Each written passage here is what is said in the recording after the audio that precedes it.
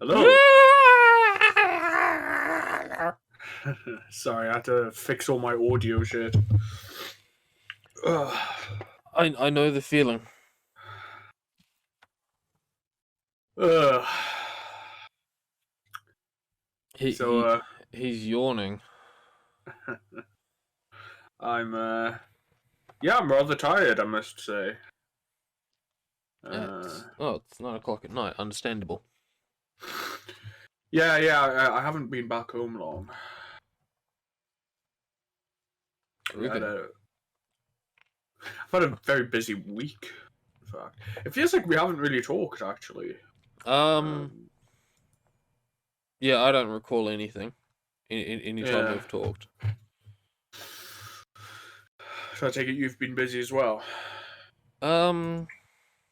Yeah, I guess. Hmm. Cool. Thanks for coming, everyone. So what have you been busy with? um. So, Tuesday I had the rehearsal for my confirmation.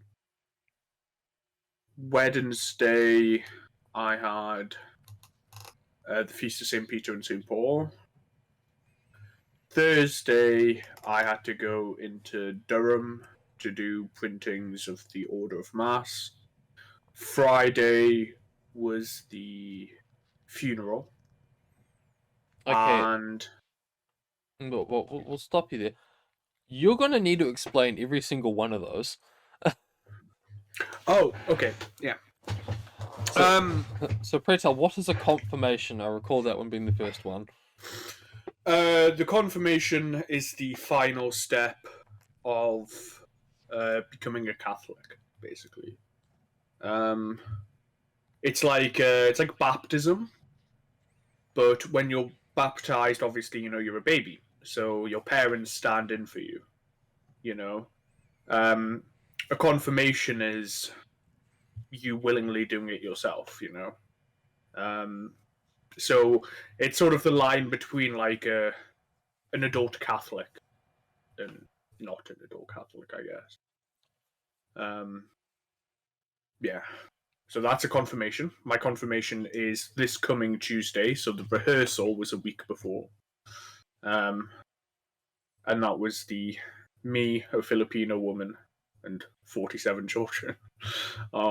The confirmation class. Um, Oh, okay. Things are starting to piece together now. Because yeah, I recall that line because I made a joke about it. you did. It was very funny. Um, but I thought this was like you getting confirmed to go to Japan. Oh no, no, no. Oh, So that happened too. Shit. you Okay. yeah. So like there's you, this old woman, and like 47 other people going to Japan. And it's like, Oh no, okay, but no. Apparently no, no. apparently this is a Catholic thing. Yeah, I get to the church and because you're supposed to do you're supposed to get confirmed at about 15, 16. Um, so you have basically the class of the local Catholic high school, and which is the 47 children, Mm. and then for the adult confirmations, it's me and one other person. Um, yeah. So yeah, that was Tuesday. Wednesday was the feast day of St. Peter and St. Paul, which is a holy day of obligation. Um, so, do I have to explain that as well? Yes. Right. So, you're supposed to go to Mass every Sunday, Okay. but there's also these holy days of obligation where most of them are on a Sunday, but certain ones aren't, and you have to go to Mass. Now, the most obvious ones would be Christmas and like Easter Friday. Yeah. You Good Friday, sorry. You have to go to Mass, but there's other ones as well. Um, if you Also, don't can go, I politely ask that you stop moving around so much? oh sorry, yeah, my legs resting. Yeah, I've just got my feet lounging up on my desk. My bad. Um, yeah, so you have basically if you don't go, you will no longer be in a state of grace. Which And then means you you have can't. to, and then you have to go to confession on Sunday. Yes, but the funeral is on Friday, so I wouldn't be able to get confession in time. So, like, it was very sort of last minute. Like, I didn't realize because I mean, who remembers the feast of Saint Peter and Saint Paul? I didn't. The So I was like, priest does. yeah, fair enough. So I was like, oh crap, I've got to go to mass, but my church, excuse me, my church didn't have a mass for it, so I had to like run into the city and go to the cathedral and take mass there. Um, yeah, Thursday I had to print off the orders of mass. So, do you ever have it where are you known as like the person in the family who's good with computers? Um, yes and no. Mm. I'm known as that person, but a long time ago I said the president that I'm not helping anyone with shit. Oh, okay. I wish I did that. um, yeah, so me knowing how to work a computer apparently means that I could design an order of mass, which is like if you go to church, you get the sheets of paper that tell you what's going on.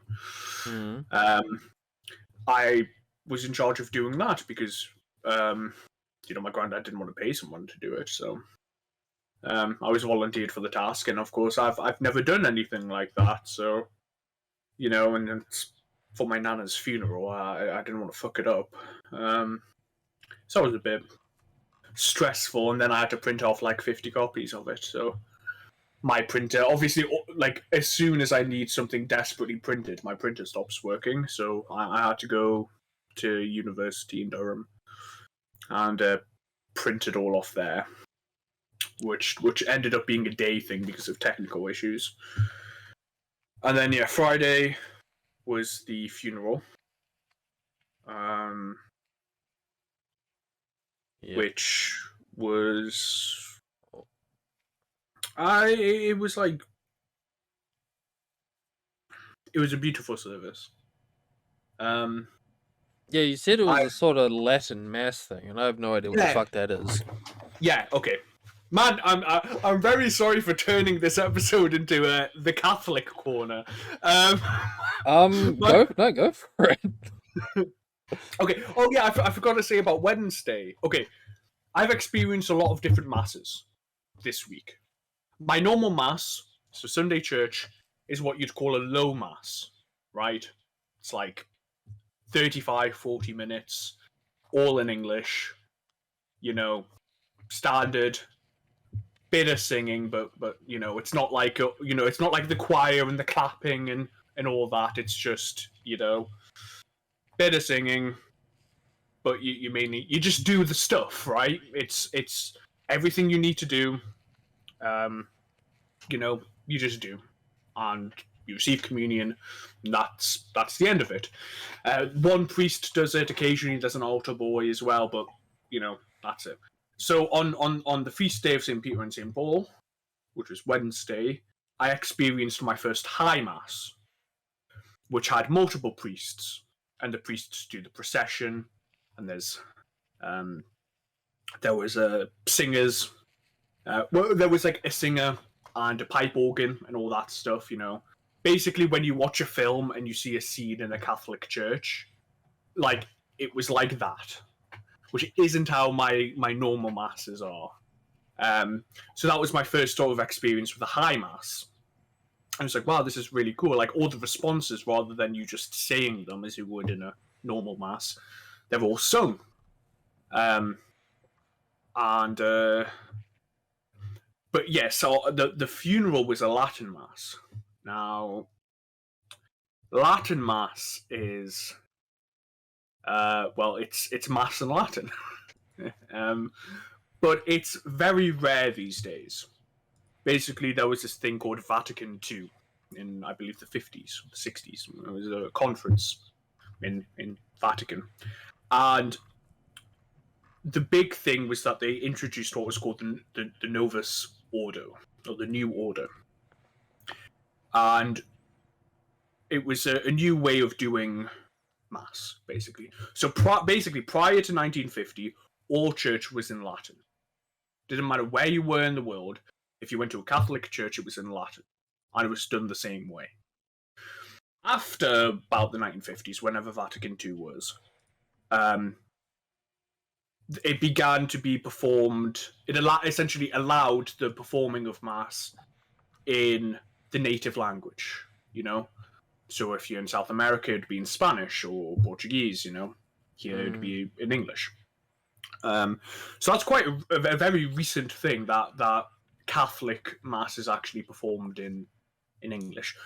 Prior to that, the entire Mass, except what's called the homily, which is like, do you know those late night shows you do, the like American late night shows where they do like the monologue to the camera? Kind of. Yeah, it's basically the priest doing that, right? You know, talking about, you know, whatever he wants to talk about that Mass.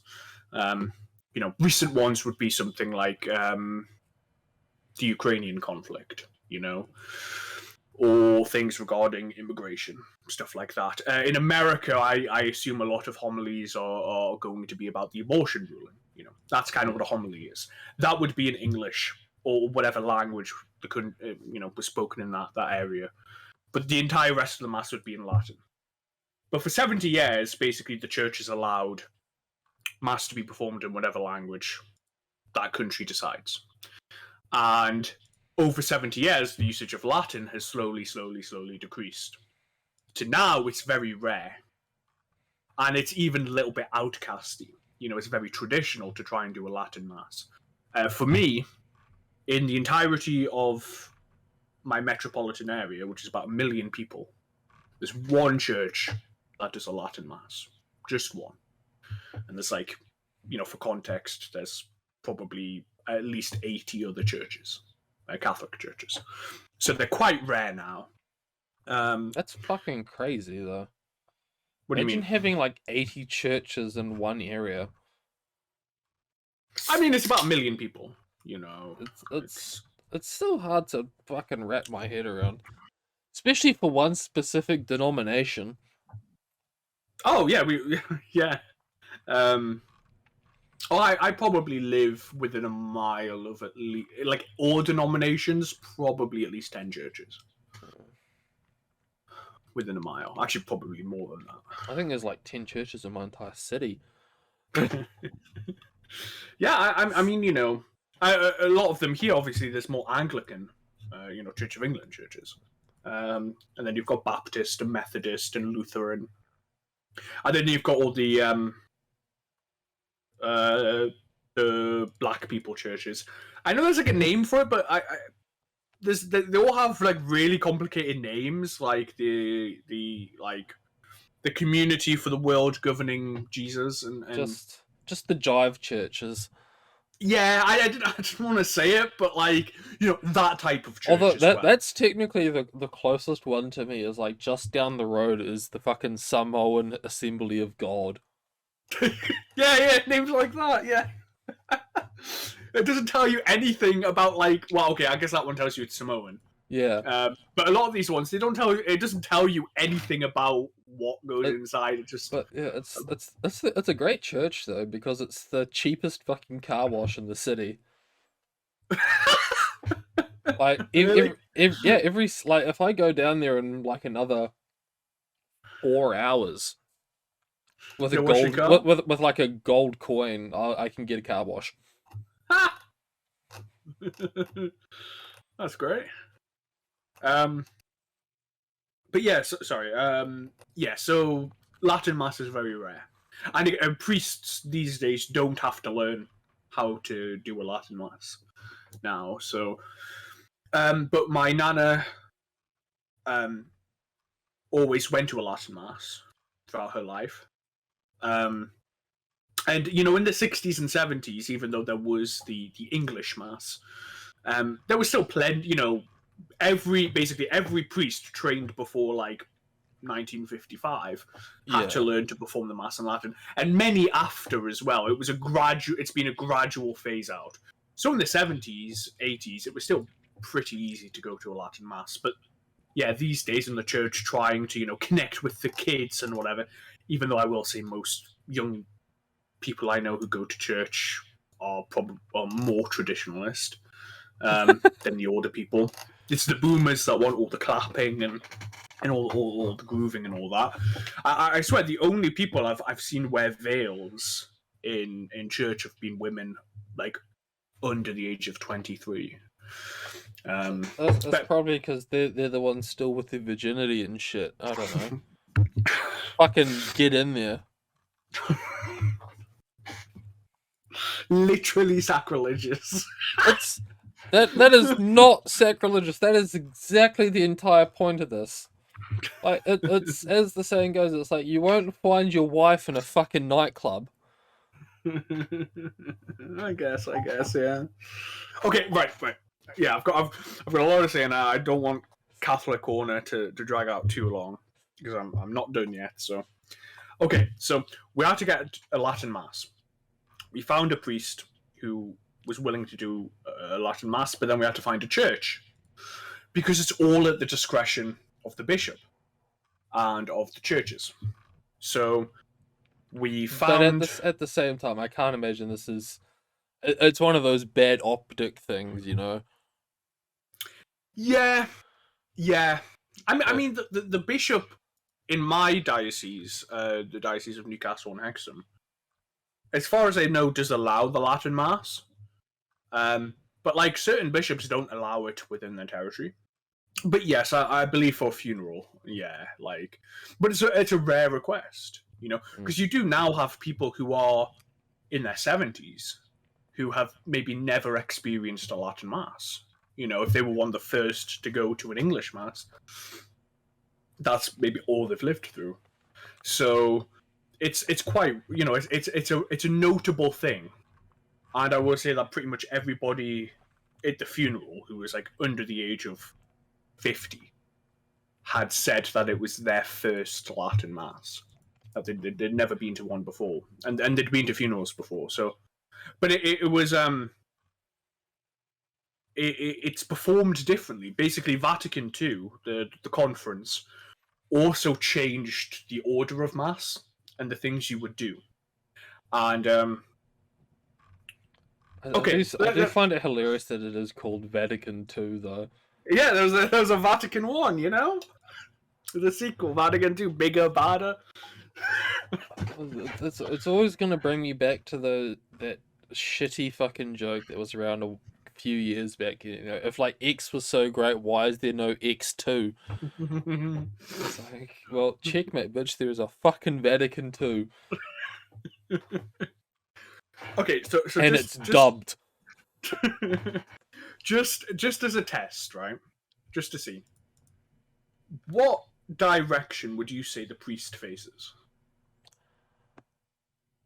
The fact that you're asking me this means the answer is not towards the congregation. Mm-hmm. So, I don't know. Is he like laying on his back, looking towards God? No, so these days, after Vatican II, the priest faces towards the congregation. He speaks to you.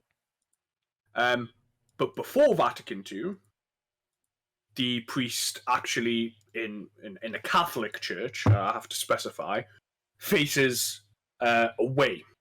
He is facing in the same direction as the parishioners, because he is the head of the crowd. He's the head of the congregation. So he is. So he can hide all his swagger from the congregation. Yeah, which is why, like I say, I know Catholic churches tend to have a really large back, like an area around the tabernacle, which isn't used anymore. Now the priest just faces forwards. But it was because the priest was facing backwards, so all the desk and table and all that stuff had to be facing away, so further back. But anyway, my whole point in this is that Vatican II changed a lot of these things, but the original Latin Mass is pre-Vatican II.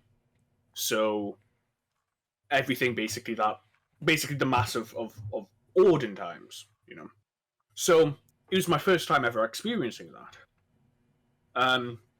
So you've got the full incense, pretty much the entire Mass you were on your knees, which is not normal. Which is fucking painful because Latin masses are long as well. But Fucking getting experience for Japan. yeah, I learned I need to strengthen my knees definitely. There was I should also say it was all in Latin. That might surprise you. But there was a singer. They got a singer who had a beautiful voice. Couldn't understand a single fucking thing she said though. yeah. Well, he because it's a Latin mass, so they have to be men. Of course. So, but it was Gregorian chanting, which I've never heard in person before. Actual, Gregorian chanting is just Latin mass chanting. Obviously, there's been some changes in the times, but that was what it was throughout basically the entire mass. It was beautiful. Hearing it in person in a church designed for it, and so the sound just covering. It was a very powerful service. But yeah, and it was of course. Oh, I haven't said the other thing. Sorry. Go for it. So I was saying that, Wednesday was the feast of St. Peter and St. Paul. I had to run to church, and I was like, okay, well, that doesn't really make it a busy day. I had to go to my granddad's because Catholic tradition, which is the laying out of the body in the home. So these days, if you want to see the body and it's an open casket, it will be like at the funeral home. But at least in where I am and the Catholic tradition there, it's supposed to be in a person's house where they lived. So that was where I went. Pick up the TV and the switch, take them off the fucking cabinet, and stick my grandmother there. Yeah, I mean, I should say it was a. Yeah, it was a. Yeah, sorry, actually, I can't talk about that. Fair enough. But yeah, sorry. But yeah, so that was there as well. So yeah, Friday, all the funeral stuff, and it was tough, but it's been good seeing all the family because I hadn't seen them for a few years, and then COVID happened, so I haven't seen them for a few more years. So for some of my uncles and stuff, I haven't seen them in like 5 years. So it was obviously not in the best of circumstances, but it was good being able to see everyone again, and yeah, and then today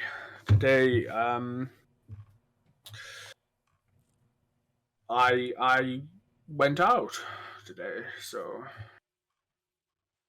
he saw the world, all its wonder. Yeah, I guess. But I've had a busy day today as well. But yeah, I've been talking a long time now, so I think. Well, I will say about this whole like. I don't necessarily want to call it a reformation, but this whole Vatican II thing. I'm just wondering, like, how much it's played into movies these days. Where there'd be this kind of like a historical situation where they're like, okay, it's 1927. We've got to do the scene of a Catholic mass, but they do like a post 1950s one. Yeah. Because they just never fucking thought of it. All the time. All the time. Yeah. Pretty much. Okay, hold on. I've been talking in vague terms. I know it lasted several years because it's the church and all these conferences take a long time. But Vatican II. Okay, so I would say the 50s. It was the early 60s, 62 to 65. So any mass before 1965 was in Latin. Every mass in the Catholic Church was in Latin. Oh, sorry, every Roman Rite mass, I think I should say, because okay, that's yeah. I'm not going to even get into the different rites and that some priests can actually marry in Orthodox rites like that were in the schism, but they've came back to the Catholic Church, and so they get to keep their like black gowns where all the cardinals wear red. They get to keep wearing black, but they are Catholics, but they're like they have a different rite, and like Ethiopian rite and all that stuff. That's a whole other thing. But yeah, for all Roman rite, which like over 90% of Catholics are Roman rite, all mass was Latin. Amazing. So yeah, films. Yeah, there's a lot of that. I believe. It's just a matter of going back and rewatching literally everything you've ever watched. And be like, hey, they fucked that up. My week was nowhere near as interesting. Oh. I went to work and I learned about lithium batteries, and I have gotten my forklift certification recertified as of yesterday. So, ladies, right. Like, yeah, I had to go in yesterday and like resit the exams because it's been 3 years. Right. Oh damn. So, it's not in perpetuity. No. I mean, fucking anything could happen, mate. Don't want any of them fucking uncertified people on those forklifts. It's incredibly dangerous. It's just things that could happen, man. It's crazy. I know. I mean, the certification is absolutely crucial. It's not like the exam is a fucking joke. It's one of these bizarre things where like, because you're saying like, I don't want to fail people on this because it's their livelihood, but it's like, so is a driver's license for a lot of people. And you can absolutely fail that. And you can absolutely fail that, and it's a hell of a lot more strict than this. Like, the minimum pass rate is 80% on like the theory test. Yeah. Of like 37 questions. And it's for a driver test. No, for this forklift test. Oh, okay. And it's like open book. Oh, well, I mean, it was literally me and 6 other co-workers sitting in a room taking this test, talking to each other with a fucking manual. And it's like, yeah, we need to do this so that we don't fail. Apparently. Except I'd like kept my mouth shut and got 100% on the theory anyway. Nice. So, but the instructional videos are always a laugh. Because it's literally like infomercial tier acting. Like, you know the ones where it's like they're trying to like manufacture this problem to sell you this shit. Oh yeah. Actually. Like oh my god, I dropped my big bowl of Cheetos. Are they like outsourced ones, or tell me they're New Zealand specific? No, we get them from Australia. Because they have to get like stunt performers to do this, and they've been using the same video for like 10 years. And they don't update it every year? No, God, no. So I've watched this video twice now. And I think congratulations. I watched a different one like the last batch of forklift certification I had to do. Well, the first Oh. Forklift Battery certification. Yeah, so I'm recertified. I'll get my fancy little plastic card in like 2 to 3 weeks. Except probably not, because if it takes that long, I'll be in the UK. Oh yes, yes. It is. Wow, It's literally not far away. It's this month. It is this month. It's weighing heavily on me, which harkens back to one of the things I learned all about lithium batteries for this trip.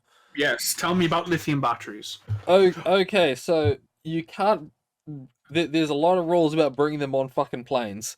Yep. And despite the fact that these rules are pretty universal, nobody likes to fucking talk about them. So, But if the limit is what, like 100?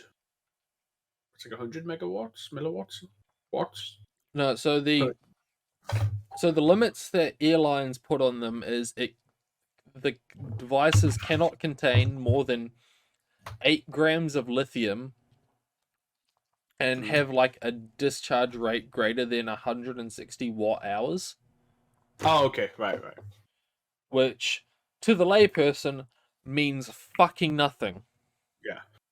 And would you believe it? Oh, anyway, to preface this, I was looking for a fucking like power pack to charge my phone while I'm traveling, because I'm literally going to be out and about for 36 hours. Yeah, that would be ideal. Yeah.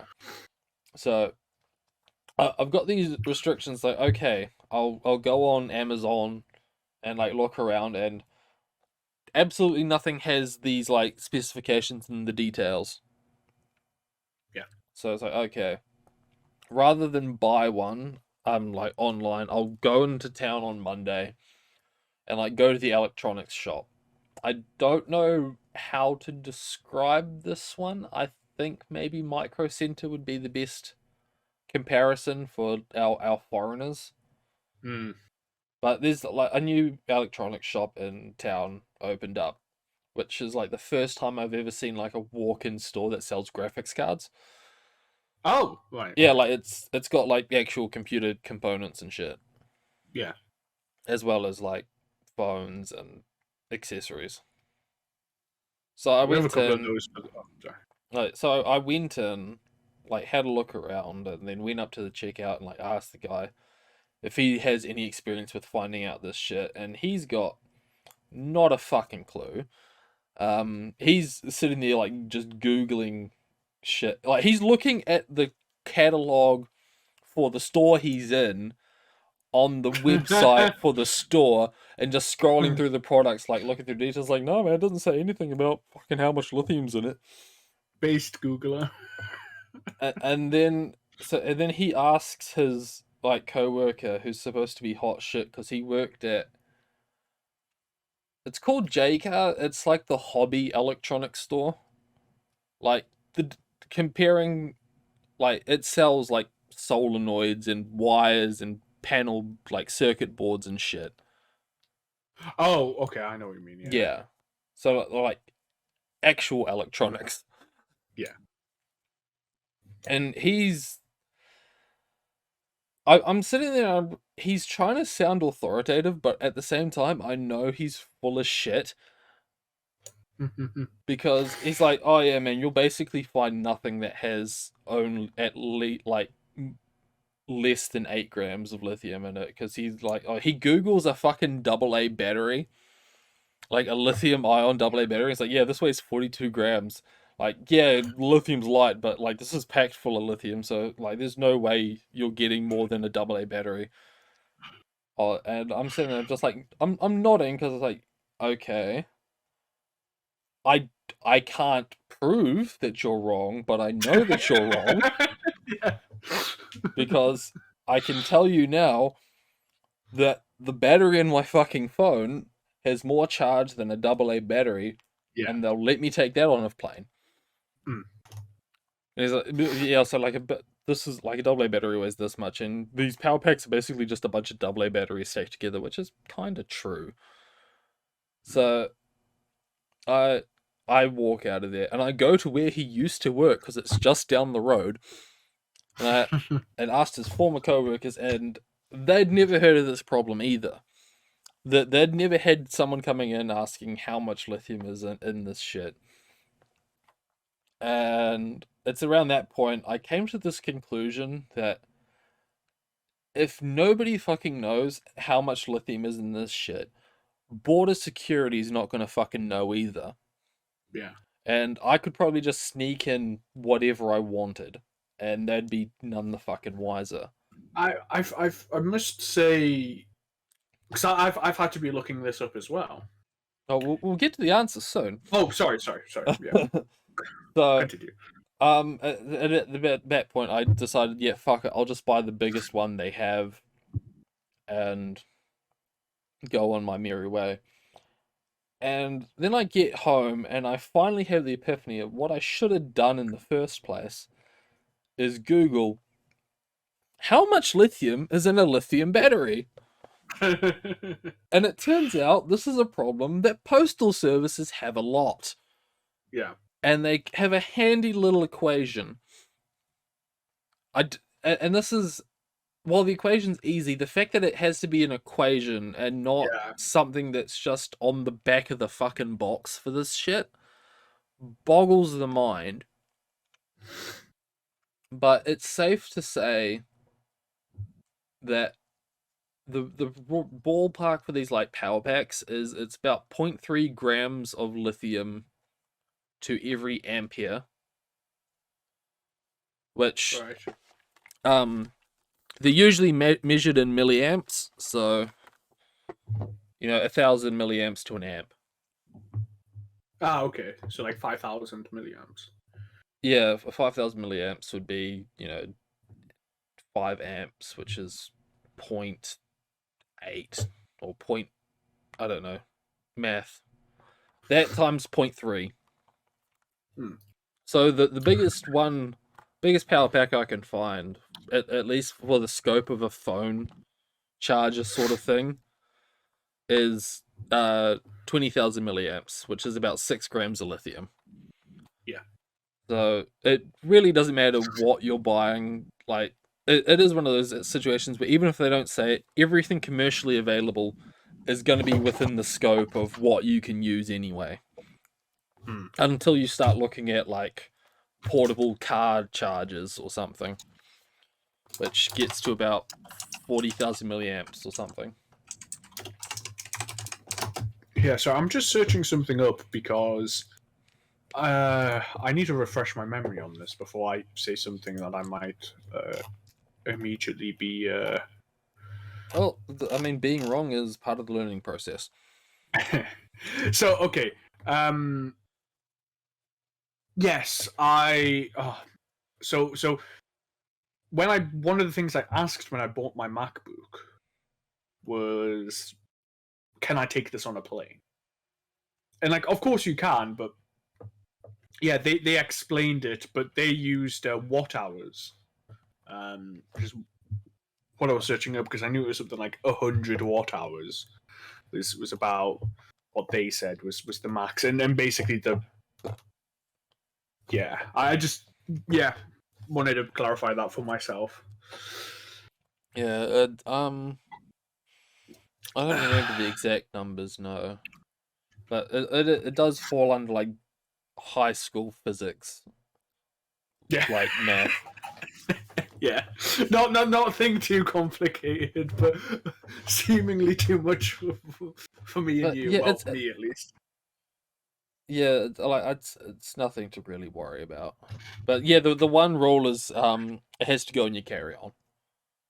They won't Yeah. let you check that shit in. Um, so that's like one of my problems with going overseas sorted.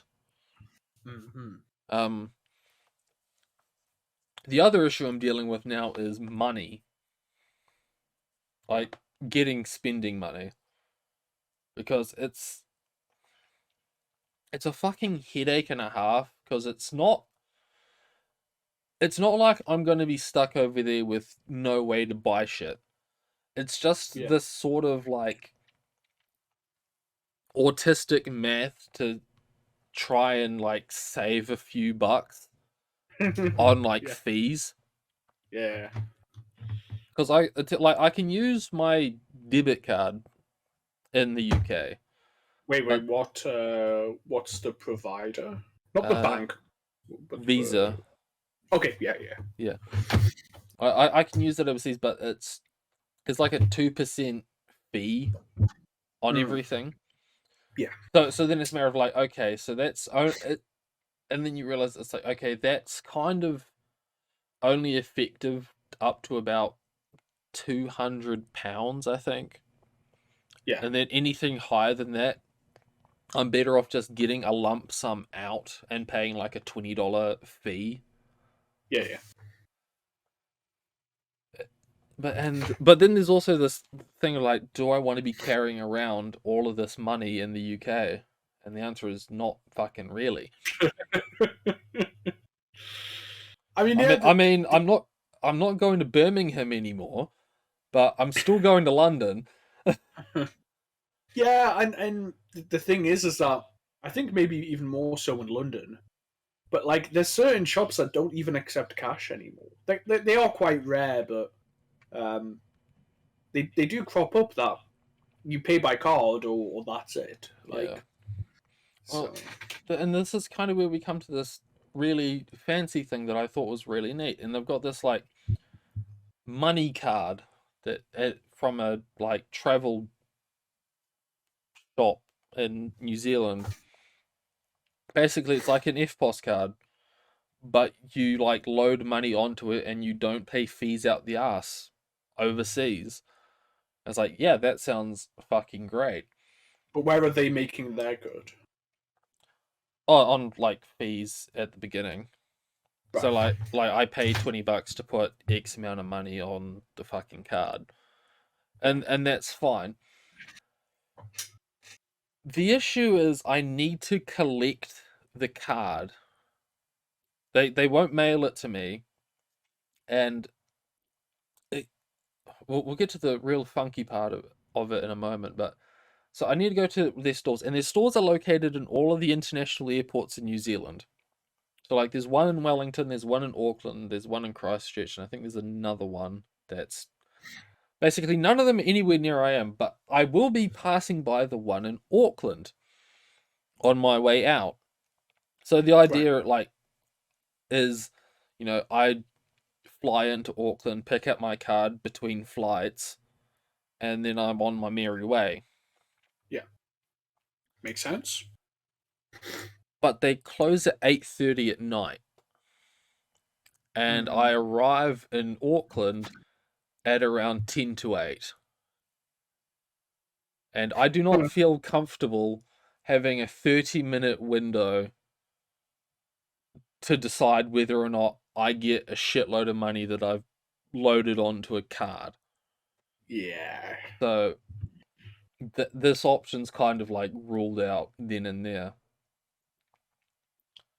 But the crazy thing is the same company that does this will also like let me get cash out in foreign currency, but they work with like the New Zealand Post so that you can like collect it in like the post office, Yeah. but they won't let me do it with the cards. Right.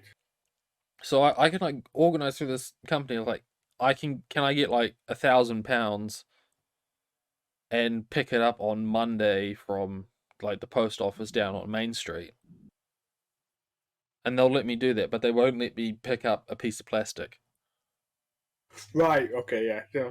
So it's mildly fucking annoying. Well, could you not like just drive to Wellington or something? I don't want to fucking drive to Wellington. Well, it sounds like you don't want a half an hour window, and they won't give you the card.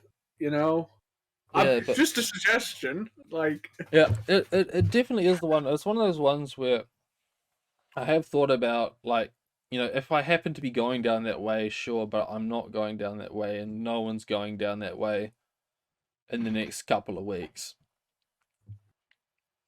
right. So I think I'm just gonna carry around a shitload of cash. All right. But even then, I'll make a note of that.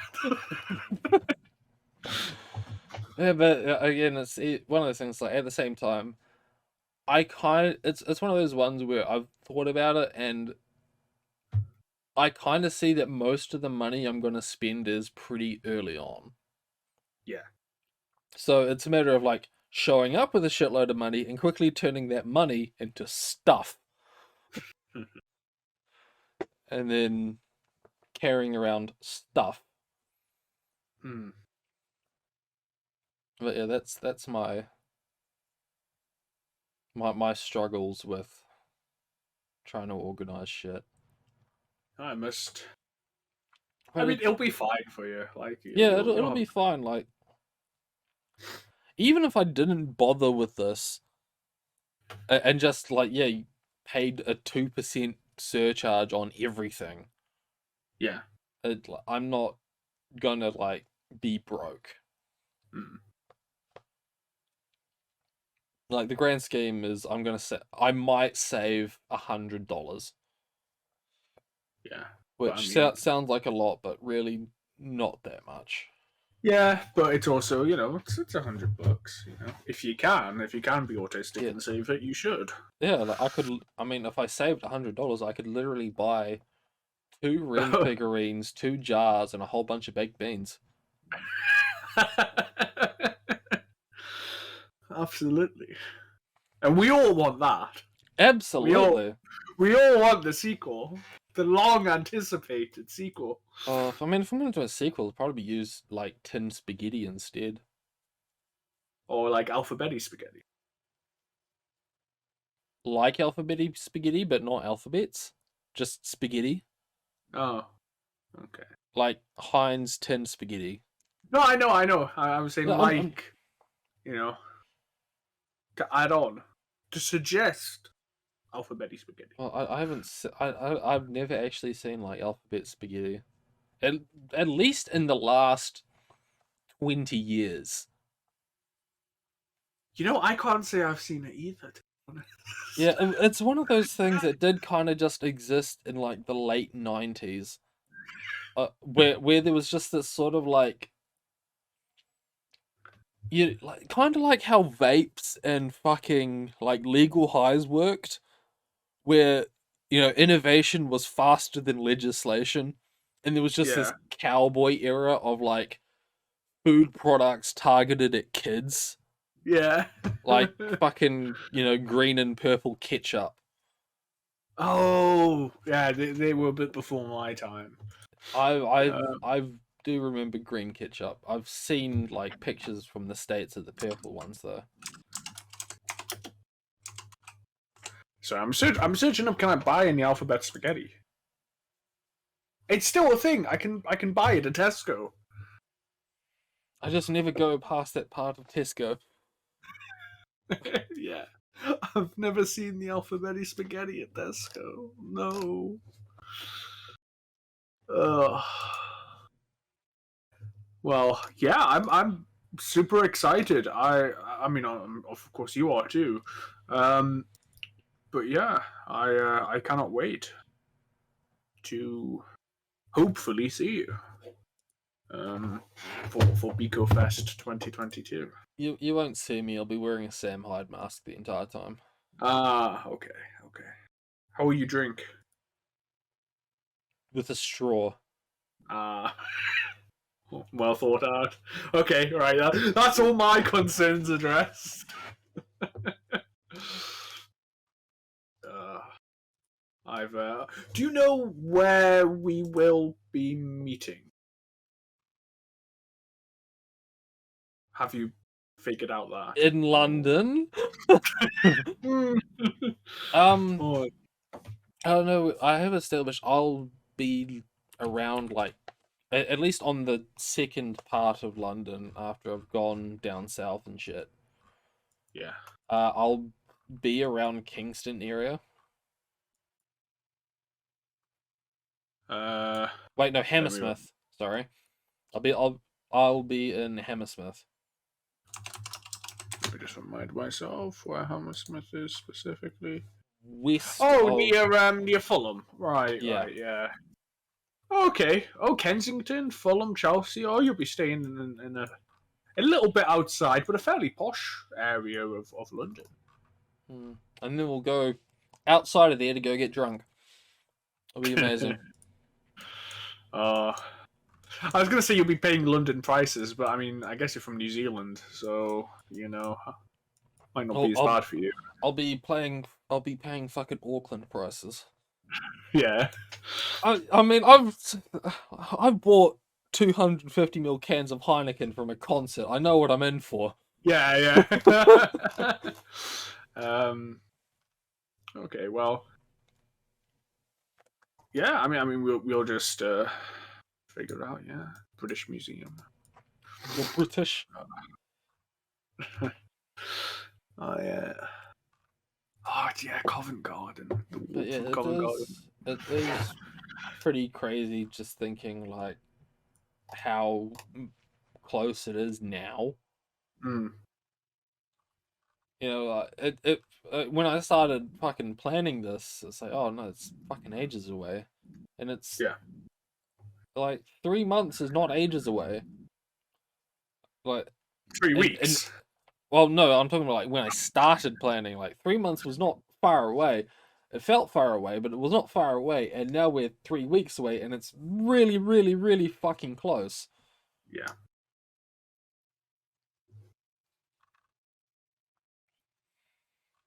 Yeah, it's gonna be made. yeah. I hope you have a fantastic time.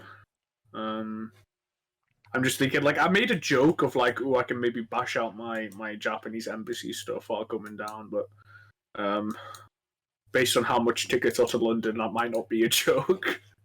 I might get in early, and I might try and get my embassy appointment for that day and just get in really early and do that first. Um, because on guard, train tickets to London. Ugh. Ugh.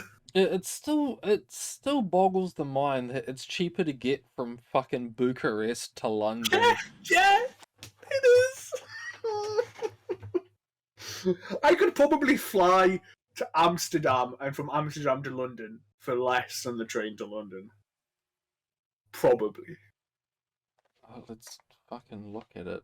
I don't want to search it. I really don't want to in case it's true.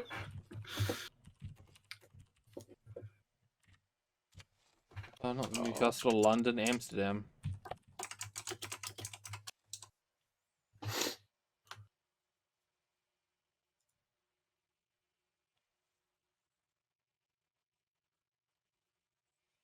Probably not.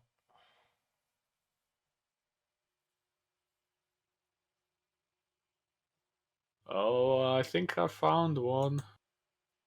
Wait, what the fuck?